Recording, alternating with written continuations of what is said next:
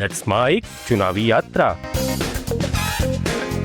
नमस्कार, मैं अर्पणा आनंद और आप देख रहे हैं चुनावी यात्रा। पश्चिम बंगाल में आज लोकतंत्र का महासंग्राम अपने चरम पर है।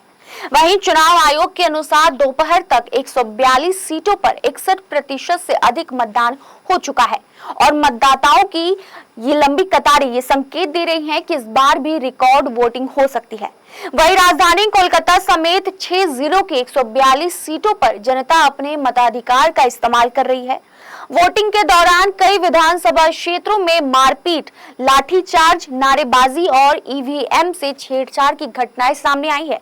सबसे बड़ी नजर भवानीपुर सीट पर है, जहां ममता बनर्जी और शुवेंदु अधिकारी के बीच सीधी टक्कर है। तो क्या बंगाल में सत्ता बरकरार रहेगी या इस बार होगा कोई बड़ा बदलाव? दरअसल पश्चिम बंगाल में विधानसभा चुनाव के दूसरे चरण के लिए मतदान जारी है। जिस रफ्तार से मतदाता मतदान केंद्रों तक पहुंच रहे हैं, उससे ये संकेत मिल रहे हैं कि इस चरण में भी रिकॉर्ड मतदान हो सकता है। इससे पहले यानी कि पहले चरण में 93.19% वोटिंग हुई थी, जिसने चुनावी माहौल को और अधिक गर्म कर दिया था। इस चरण की सबसे high profile seat Bhawanipur seat है, जहां मुख्यमंत्री ममता बनर्जी और बीजेपी नेता शुवेंदु अधिकारी आमने सामने हैं।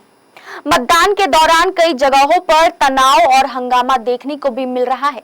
नादिया, उत्तर 24 परगना, हावड़ा और दक्षिण 24 परगना समेत कई इलाकों में बीजेपी, टीएमसी और आईएसएफ वर्कर्स के बीच मारपीट, हिंसक झड़प और ईवीएम खराबी घटनाएं हुई हैं।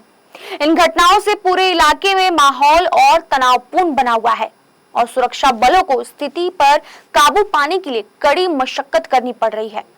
वहीं दक्षिण 24 परगना के फाल्टा में बीजेपी ने यह आरोप लगाया है कि ईवीएम में उनके बटन पर टेप लगाकर उसे ब्लॉक किया गया।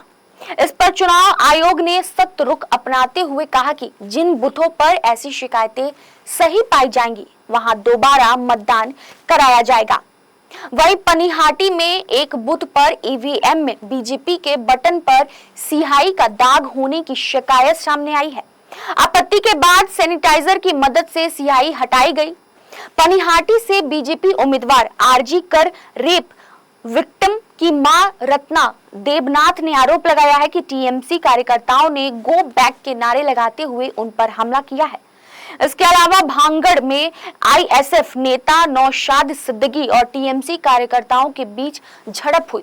नौशाद ने आरोप लगाया कि मतदान केंद्र के पास मतदाताओं को प्रभावित करने की कोशिश की जा रही थी। वहीं बीजेपी उम्मीदवार विकास सरदार ने आरोप लगाया कि टीएमसी समर्थकों ने उनकी गाड़ी पर हमला किया और उनके सुरक्षा कर्मी की बंदूक छीनने की भी कोशिश की गई।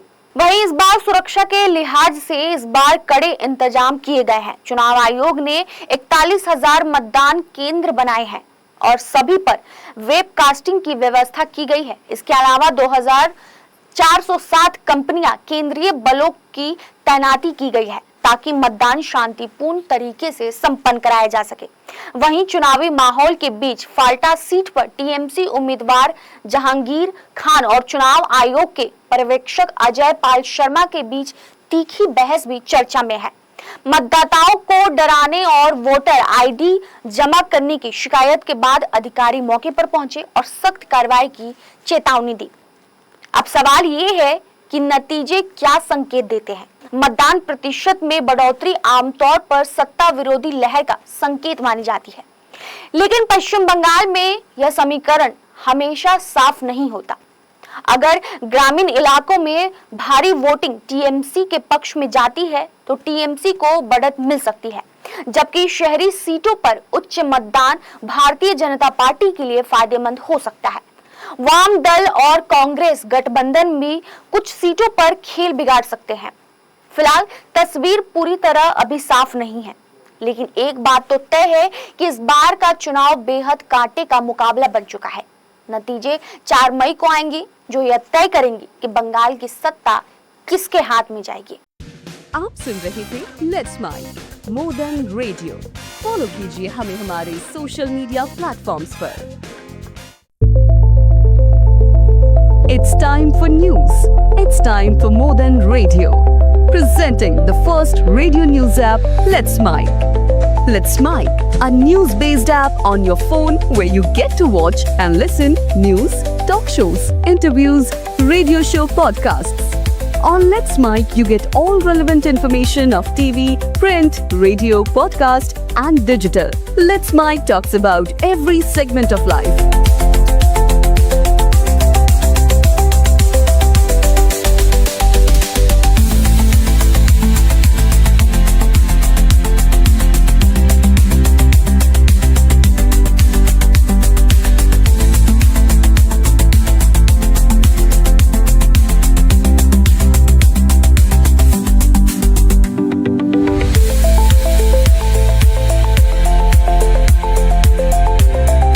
Download the app now from Play Store. Available both on Android and iOS mobile phones.